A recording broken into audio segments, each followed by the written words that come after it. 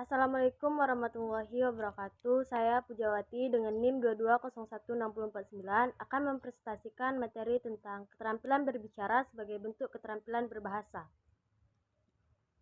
Bahasa merupakan identitas suatu bangsa. Keterampilan berbahasa dibagi menjadi 4 keterampilan, yaitu keterampilan menyimak, keterampilan berbicara, keterampilan menulis, dan keterampilan membaca. Pada presentasi kali ini akan diuraikan tentang keterampilan berbicara.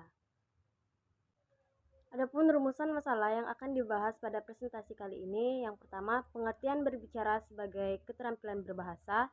Kedua, tujuan berbicara secara umum dan khusus.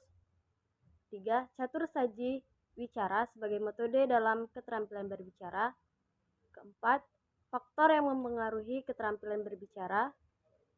Dan yang kelima, jenis-jenis berbicara sebagai keterampilan berbahasa.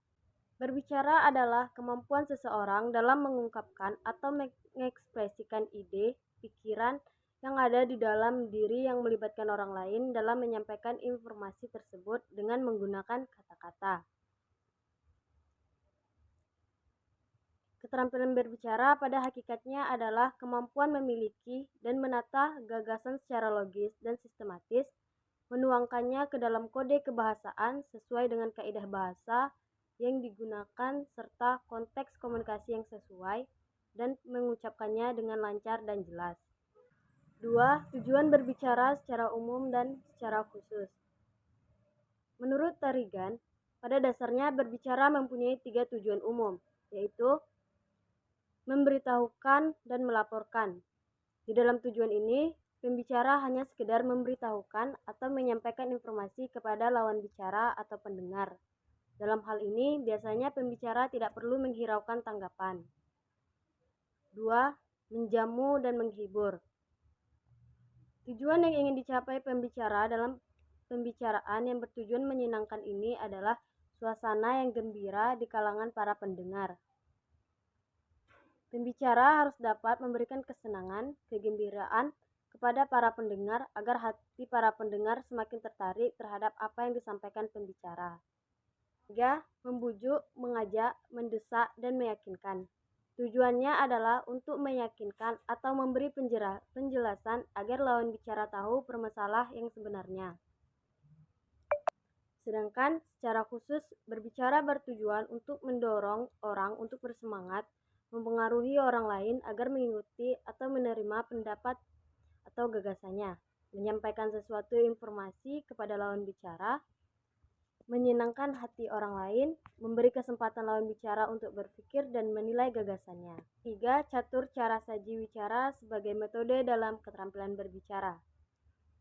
Dalam kegiatan berbicara, ada 4 metode berbicara yang disebut dengan catur cara saji bicara, yang berarti 4 cara untuk menyampaikan suatu pembicaraan.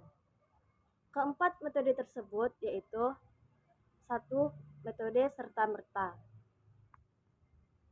Metode ini biasanya digunakan oleh seseorang yang serta-merta atau secara mendadak diminta berbicara secara spontan di depan orang banyak. 2. Metode menghafal, yaitu salah satu cara yang digunakan berbicara untuk menyampaikan pemikiran dan perasaannya di depan orang banyak dengan bantuan daya ingat yang kuat dan kekayaan materi yang dimiliki. 3. Metode naskah.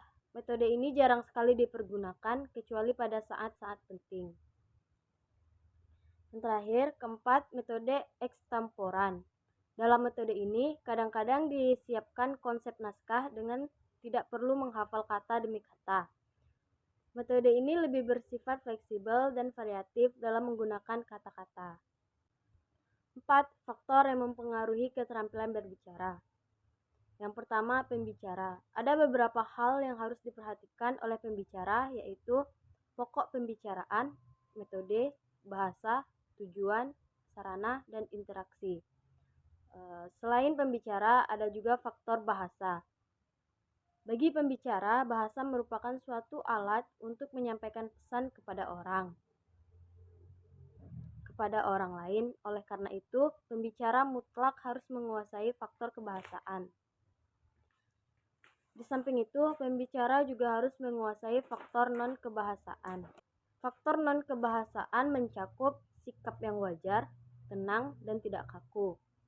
Pandangan yang diarahkan kepada lawan berbicara, kesediaan menghargai pendapat orang lain, kesediaan mengoreksi diri sendiri, keberanian mengungkapkan dan mempertahankan pendapat, gerak-gerik dan mimik yang tepat, kenyaringan suara, kelancaran, penalaran, dan relevansi, serta penguasaan topik.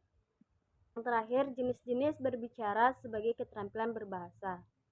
Jenis-jenis berbicara menurut Tarigan, ia memasukkan beberapa kegiatan berbicara ke dalam kategori. Pertama, berbicara di muka umum. Berbicara di muka umum meliputi berbicara yang bersifat memberitahukan, berbicara dalam situasi membujuk, dan berbicara yang bersifat perundingan. B. Diskusi kelompok, prosedur parlementer, dan debat. Itulah presentasi singkat tentang keterampilan berbicara sebagai bentuk keterampilan berbahasa. Saya tutup dengan wassalamualaikum warahmatullahi wabarakatuh.